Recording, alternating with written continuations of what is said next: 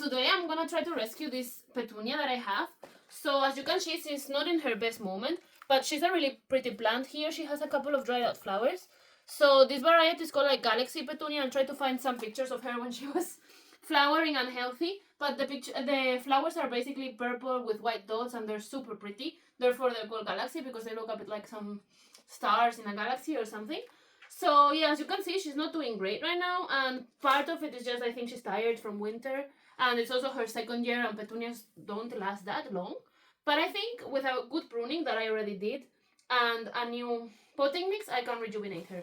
And the other day, when I was like pruning her and stuff, I realized that she still has this. So this is a plug from the nursery. So I think if I can remove this and liberate her roots, she's gonna be much more healthy. She's gonna be able to make more roots and expand, and then she's actually gonna recover a lot.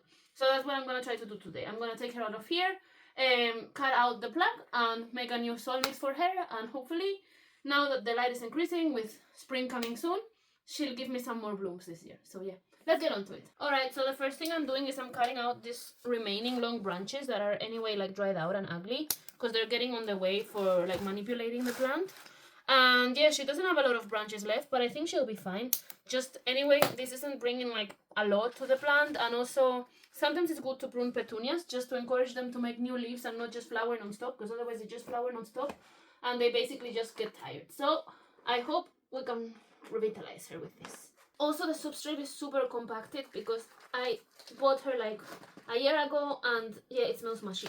And I repotted her more or less soon after getting her, and I still didn't know a lot about soil, or like I knew about plants, but I didn't know the importance of good soil. So I probably didn't like only used basically. Wait, what is that? Are those worm eggs? Wait a second. Sorry. I need gloves. I need gloves. Okay, so I was breaking up the soil and I found these things, and I just had to stop because I found it super disgusting, and I thought it's like something laid eggs between my roots, but actually I think it's just like fertilizing pellets. So I think it's not an insect or a worm or a snail or anything like that. I've anyway put on my gloves because I was just getting very disgusted, but I tested them and they broke and they're white inside. So I think it's just fertilizer pellets. It didn't look liquidy. I don't see anything moving in the soil, so I think we're safe to continue. But yeah, I know that in theory earthworms are really good for the soil, but I just find them extremely disgusting. So yeah, I sometimes struggle with repotting therefore.